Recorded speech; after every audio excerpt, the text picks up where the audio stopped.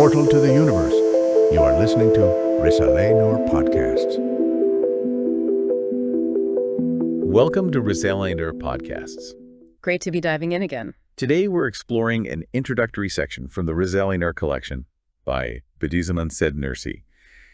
We've heard from many of you about wanting to understand this better. That's right. So we're going to look at 4 key indications he presents.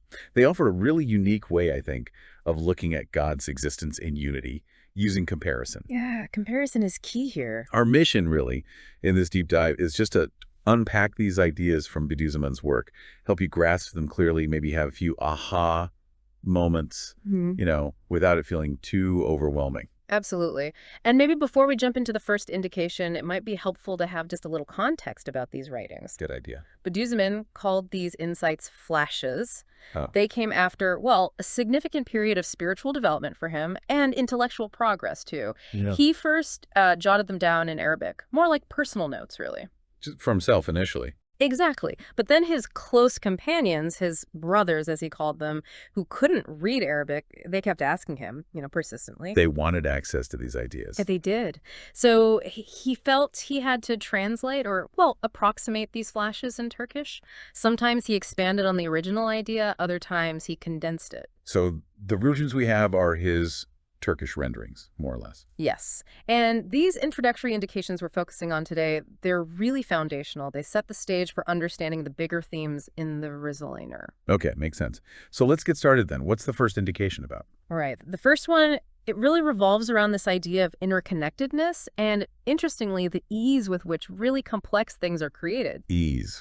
This is what Risale says about it. He creates the huge spring with the ease of creating a flower. Nothing obstructs anything else. There is no fragmentation in his regarding things. He is present everywhere at the same instant through the disposal of his knowledge and power. There is no division or distribution in his disposal. The ease of creating a flower. That's quite an image when you think about a huge spring. It is. Let's unpack that a little. Think about a vast spring, all the water sources, the minerals, the life it supports. Incredibly complex, right? Definitely. And then think about a single flower, its structure, color, how it grows. Also intricate, but on a totally different scale. Right. But Bediüzzaman's point is that for God, the creator, the power involved, the effort, is identical for both. Yeah. There's no struggle, no piecing things together bit by bit. So complexity as we see it isn't a factor for divine power. Exactly. It highlights this simultaneous presence and unified control. It all happens through his knowledge and power instantly, everywhere. No division, no breaking it down into smaller tasks. Like one single act of will covers everything, regardless of scale. Precisely. It suggests that the universe's complexity doesn't make it harder to create. Actually, it underscores the creator's power and knowledge.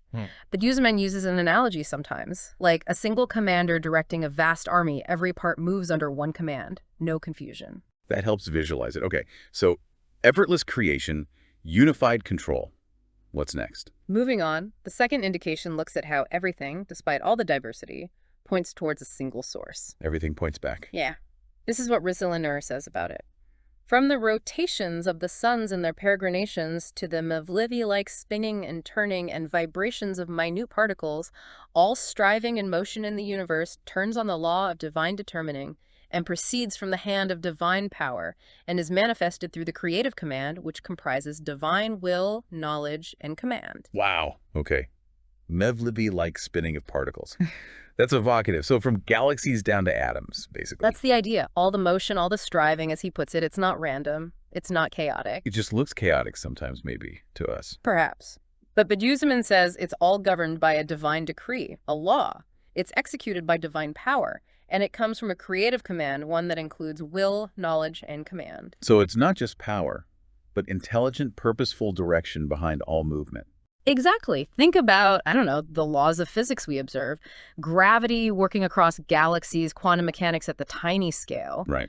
Bediüzzaman suggests there's a single underlying law of divine determining that orchestrates all of it. It's like that complex piece of music analogy. Where every instrument plays its part. Yeah, even though they sound different, they're all following the same composer's score under one conductor.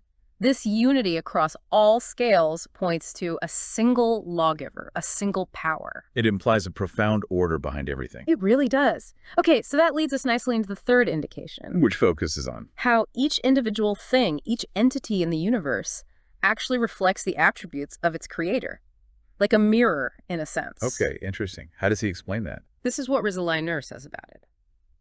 Each particle, each creature, each living being even, resembles a soldier who has different relations with all the sections of the army and different duties that look to each. All particles and living beings are similar to this. For example, a particle in your eye has a relation with the cells of the eye itself, the facial nerves, and the blood vessels of the body. And it has duties arising from those relations and yields benefits in accordance with those duties. And so on. You can compare everything with this. A soldier in an army. So even a tiny particle isn't isolated. It has connections, duties. That's the core idea. He uses that example of a particle in your eye. It seems insignificant, right? Yeah. But it's connected to the eye cells, the nerves, the blood vessels.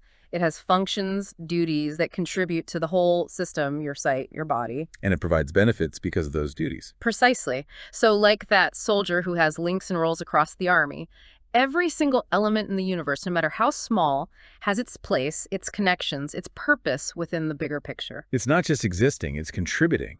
Yes. And this incredibly intricate design, this interdependence everywhere you look, it points back to a single, all-knowing, all-encompassing intelligence behind it all. Like each piece of a giant puzzle reflects the skill of the puzzle maker. That's a great way to put it. Each piece carries a signature, you might say, reflecting the attributes of the one who designed it. Okay. Ease of creation, unity in motion, reflection of attributes. Where does the fourth indication take us? Well, the fourth indication kind of brings it all together. It highlights how this interconnectedness and purposeful design we've been talking about inherently points to the necessary existence of God. The necessary existence. Okay. This is what Risale says about it. Thus, everything testifies to the necessary existence of the pre-eternal, all-powerful one in two respects.